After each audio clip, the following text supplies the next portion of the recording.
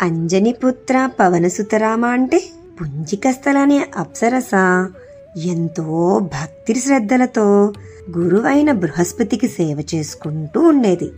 ఆమె సేవలకు మెచ్చిన గురువుగారు, నువ్వు తొందరలోనే శివుడి అంశతో పుట్టిన బిడ్డకు జన్మనిస్తావని ఆశీర్వదిస్తారు. తన గురువుగారి మాటలకి పుంజికస్థల ఆశ్చర్యపోతుంది. ఎందుకంటే అప్సరసలకి పిల్లలు పుట్టరు కదా. ఆ రోజు నుంచి పుంజికస్థలకు ఒక చిన్న కోతి పిల్లని ఎత్తుకొని ఆడుకుంటున్నట్లుగా వింత వింత కళ్ళన్నీ వచ్చేవి. అలాంటి కళ్ళు ఎందుకు వస్తున్నాయో అర్థమయ్యేది కాదు. ఒకరోజు దూర్వాస మహర్షి చేస్తున్న పూజకి పుంజికస్థల వెళ్ళి ఆ పూజలో అన్ని పనులు ఎంతో భక్తి శ్రద్ధలతో చేస్తున్న పుంజికస్థల చేతిలో నుంచి ఒక నీటికుండ జారి కింద పడిపోతుంది.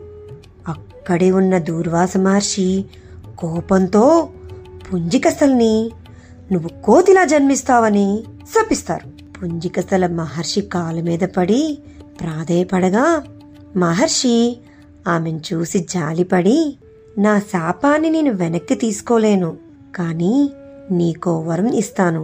నువ్వు కోతిలా జన్మించినా నువ్వు కోరుకున్నప్పుడు నీ రూపం నీకొస్తుంది. అంతేకాదు, నువ్వు ఎంతో బలవంతుడైన శివుడి అంశతో పుట్టిన బిడ్డకు జన్మనిస్తావు. నీ బిడ్డ తన శక్తి సామర్థ్యాలతో ఈ ప్రపంచాన్నే కాపాడుతాడని దూర్వాస మహర్షి చెప్తారు. పుంజికస్థల వానర రాజైన కుంజరుడికి అంజనీలాగా జన్మించి ఎంతో బలవంతుడైన కేసరిని పెళ్లి చేసుకుంటుంది. కానీ కేసరి అంజనాదేవికి పెళ్ళై ఎన్నాళ్ళైనా పిల్లలు పుట్టరు. అప్పుడు వాళ్ళిద్దరూ పిల్లల కోసం తపస్సు చేయాలని నిర్ణయించుకొని అంజనాదేవి కిష్కింద కొండ మీద ఘోరమైన తపస్సు చేయగా పరమేశ్వరుడి అష్టమూర్తులలో ఒకరైన వాయుదేవుడి అనుగ్రహంతో అంజనాదేవి తల్లవుతుంది.